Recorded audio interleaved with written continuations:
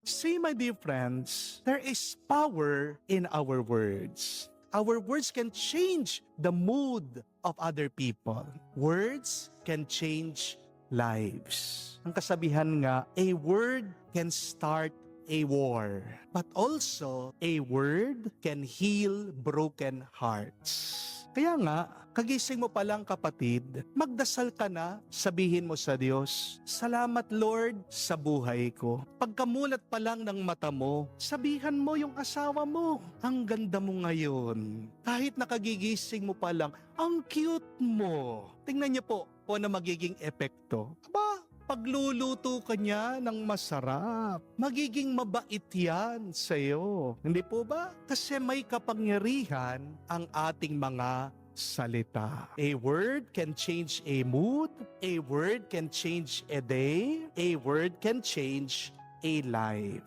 Kaya nga po sa ating ebanghelyo, binigyan ng ating Panginoong Hesukristo ng diin ang salita. Nung sabi ng ating Panginoon, mawawala ang lahat, pwera lang ang kanyang salita. Heaven and earth will pass away, but Jesus' words will remain. Lahat sa mundo ay mawawala.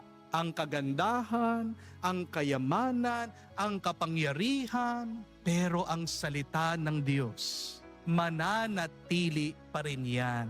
The Word of God will last forever. The question is, what words do we allow to last in our hearts? Anong mga salita na hinahaya mong magtagal, maiwan sa iyong puso? Minsan kasi, merong mga salita na hindi mo na maalaala kung kailan sinabi, pero hanggang ngayon, ramdam mo pa rin.